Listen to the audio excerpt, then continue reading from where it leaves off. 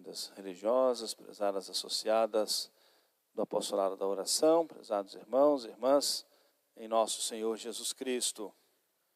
Hoje toda a igreja alegra-se nessa grande festa do Sagrado Coração, que é celebrada sempre uma semana após a festa de Corpus Christi.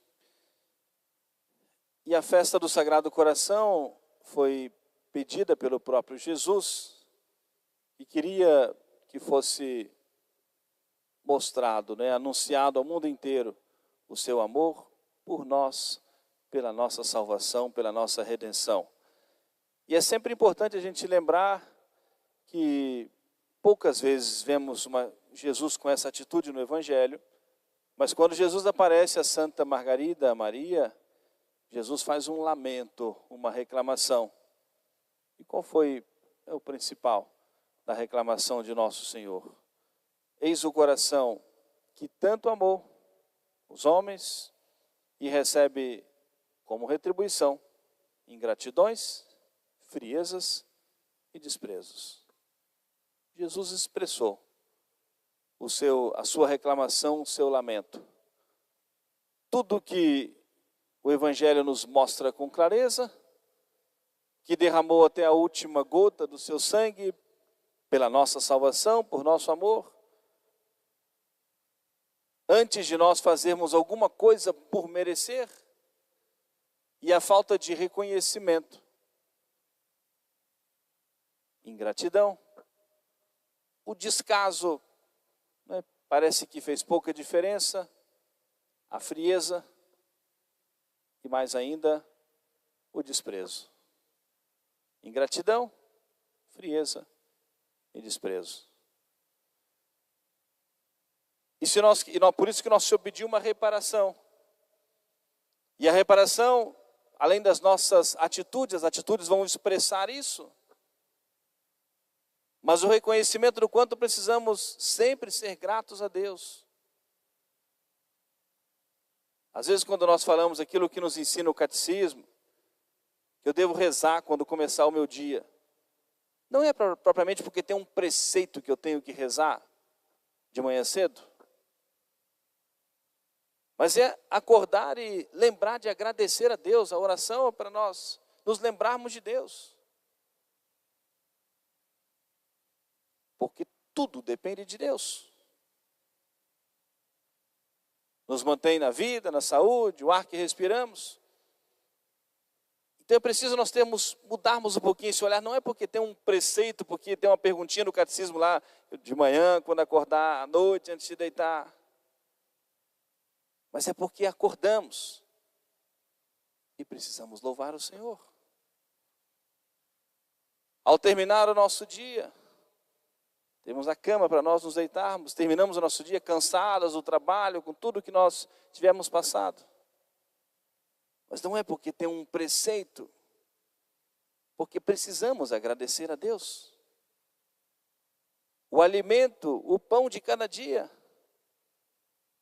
Não é porque tem um preceito, porque precisamos agradecer a Deus, reconhecer que é dom de Deus, fruto do nosso trabalho, da conquista, tudo isso. Mas que sem Deus nada é possível.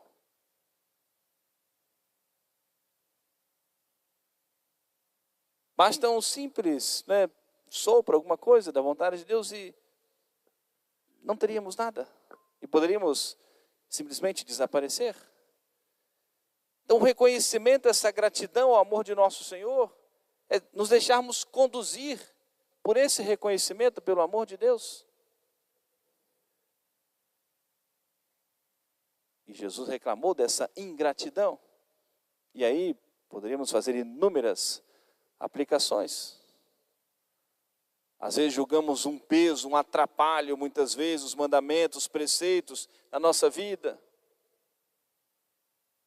Às vezes, erradamente, olhamos o domingo como a missa ainda atrapalha um pouco um dia mais completo de diversão, de descanso.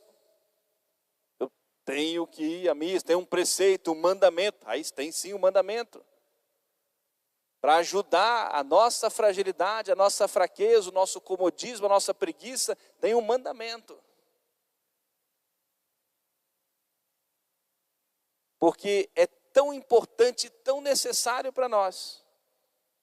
E se não somos conduzidos somente pelo amor, que seja na obrigação, no temor, mas porque é tão necessário, é essencial para nós, então a igreja impõe como mandamento para nós, sob grave, a missa dominical. Impõe para nós como obrigação, sob grave, a nossa comunhão pascal. E que na verdade deveria ser uma condução, sermos atraídos pelo amor de Deus.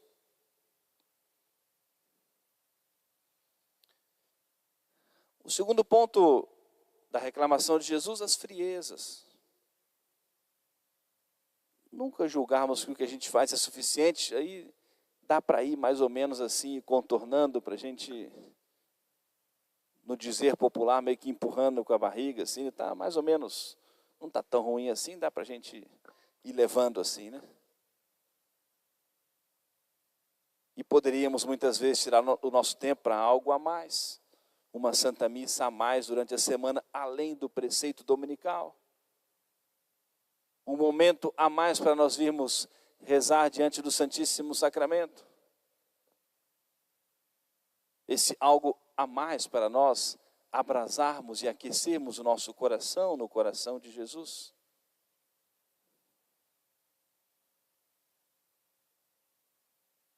É importante que a prática religiosa torne-se um hábito na nossa vida. E facilita nós fazermos, obviamente, já temos a prática de fazer. Mas é importante termos o cuidado para não se tornar algo meramente rotineiro, maquinal, como uma engrenagem que vai girando assim, sem saber o porquê está girando.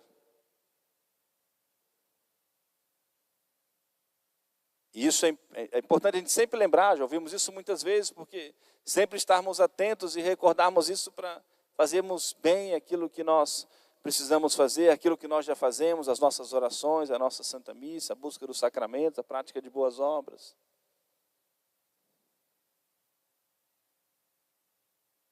Não agimos com frieza diante de nosso Senhor, com um catolicismo mediano, mais ou menos. Às vezes quando a gente ouve alguém dizer, fulano era católico, hoje professa outra fé, se diz que achou Jesus. Com certeza não era alguém que vivia fervorosamente o seu catolicismo, né?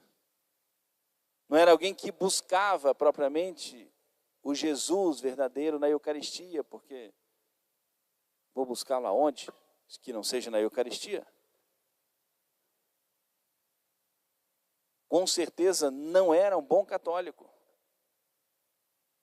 Não era comprometido com a sua fé, não era comprometido com o amor de Deus. Recebemos a virtude da fé no batismo.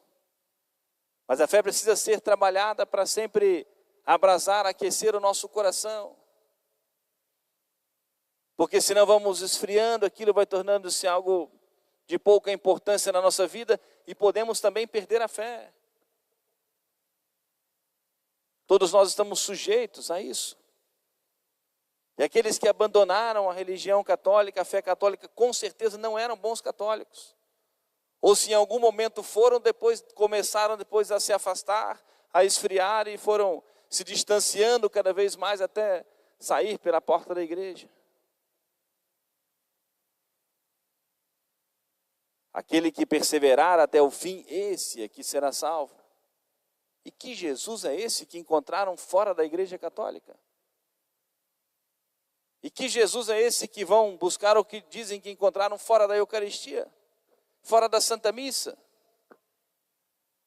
Impossível, estão iludidos, inteiramente iludidos, certamente iludidos. Ingratidões, friezas e desprezos. Aí entra o pecado, o desprezo propriamente com os preceitos.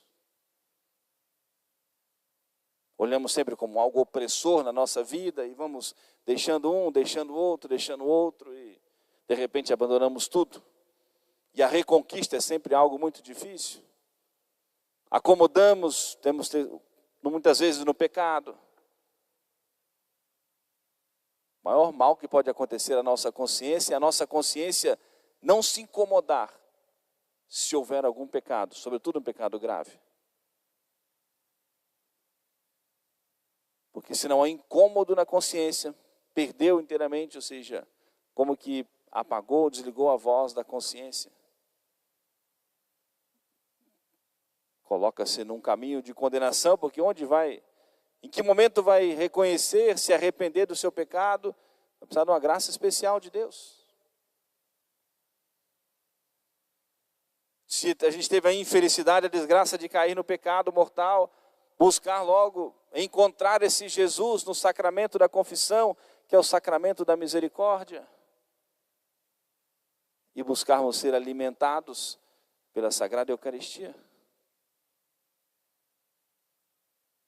E assim nós devidamente repararmos esse lamento do coração de Jesus, as ingratidões, friezas e desprezos. E por último, já completando a nossa reflexão, falei hoje pelas crianças na missa pela manhã, uma jaculatória que nós rezamos, muitas vezes.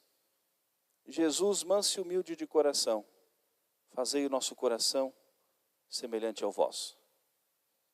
E se nós pedimos isso a Jesus, nós precisamos pensar, em que momento do meu dia, em qual circunstância, o meu coração é semelhante ao coração de Jesus. E precisamos dar esse testemunho da bondade, da verdade, da honestidade, da castidade, da modéstia. É mostrar ao mundo quem é esse coração de Jesus. Eu falei aqui na missa na terça-feira, São José de Anchieta, que é um apóstolo do Brasil. São José de Anchieta teve uma dura provação. Foi preso pelos indígenas e foi provado duramente na sua castidade. Os povos indígenas pagãos, não eram ainda cristãos, batizados, duvidavam e eram incapazes de compreender como os pagãos não podem compreender o dom do celibato, da castidade. E porque os jesuítas, os padres pregavam, falavam da castidade, da fidelidade matrimonial, tinham que educá-los, levar a Nosso Senhor também para eles e a fé católica. E era o grande testemunho e exemplo dos próprios sacerdotes. E ele foi preso. E durante os dias em que ele ficou na prisão, fizeram de tudo para derrubá-lo na sua castidade. Dia e noite, diz lá os relatos. Jovens que se insinuavam para ele, eram levados e obrigados a isso, para fazê-lo cair na sua castidade. Dia e noite, os dias em que ele ficou na prisão. Não tinha tempo de descansar a todo momento, insinuando-se, se oferecendo a ele. E aquele homem de Deus fez uma promessa a Nossa Senhora, que se conseguisse passar por aquele momento, ficar livre daquilo, guardando a santa virtude, ele escreveria um poema dedicado a Nossa Senhora. E ele, com a graça de Deus e com o seu esforço, não foi ferido na sua castidade. Guardou a sua pureza, rejeitou a todo instante, apesar de tantas insistências. Resistiu bravamente. E a sua resistência a essa tentação e a guarda da sua castidade foi um grande impulso à evangelização. Porque os relatos dizem isso, da vida dele. Os indígenas passaram a olhar agora como realmente um homem de Deus, que era um homem, um ser humano, mas diferente do comum dos mortais. E deram muito mais credibilidade à sua palavra, à pregação do Evangelho. Porque era um homem casto. Ele escreveu os 5.788 versos dedicados a Nossa Senhora. A primeira parte nas areias da praia, depois escreveu todos eles, agradecendo a Nossa Senhora, a sua fidelidade ao coração de Jesus. E por isso, o testemunho que nós damos na rua, bem vestidos, modestamente vestidos, onde quer que nós estejamos, é essa demonstração desse Jesus, do coração de Jesus, do amor de Deus. E voltando naquele pensamento inicial, muito mais do que olharmos como um preceito, porque eu tenho que fazer, eu tenho que andar modestamente vestido. Mas eu preciso viver esse amor do coração de Jesus e dar esse testemunho, mostrar esse coração semelhante ao coração de Jesus, em tudo. Na bondade, na caridade, na verdade. Um dia perguntaram, a Maria Teresa de Calcutá estava socorrendo um enfermo, né, na rua, caído, e perguntou para ela, assim, ele tão grato, né, pelo ato de bondade daquela religiosa, e falou com ela assim, esse Jesus que a senhora fala que eu tenho que seguir, é tão bom como a senhora? Ela deu um sorriso, né? O Jesus que eu anuncio é muito melhor, né? E viu nelas, né, se ele for bom igual a senhora, então eu quero, né? E ela dizia, mas é muito mais do que isso, né? Por um gesto de bondade, aquele homem entendeu que aquela bondade era a presença de Jesus. Esse Jesus que a senhora prega é bom como a senhora? É o nosso testemunho. É como nós rezamos, fazei o nosso coração semelhante ao vosso. Vamos hoje, nessa festa tão bonita do Sagrado Coração de Jesus, oferecemos a Nosso Senhor a nossa reparação, o nosso desagravo que Ele mesmo nos pediu, fazendo a nossa comunhão. Hoje podemos ganhar a indulgência plenária nesse dia tão importante do Sagrado Coração. E dizer para Nosso Senhor, de modo especial na hora da nossa comunhão, que nós vamos procurar, né, reparar para que esse lamento de Nosso Senhor não se aplique em nossa vida, de ingratidão, de frieza e de desprezo. E assumimos com Nosso Senhor esse compromisso de verdadeiros devotos do seu Sagrado Coração e de vivermos de fato, fazer com que o nosso coração, ao menos um pouco, né, se aproxime, né, do coração de Nosso Senhor, para que possamos mostrar esse bom Jesus, né, ao mundo inteiro e assim levar muitas almas para a salvação. Amém. Jesus, manso e humilde de coração, fazei o nosso coração semelhante ao vosso.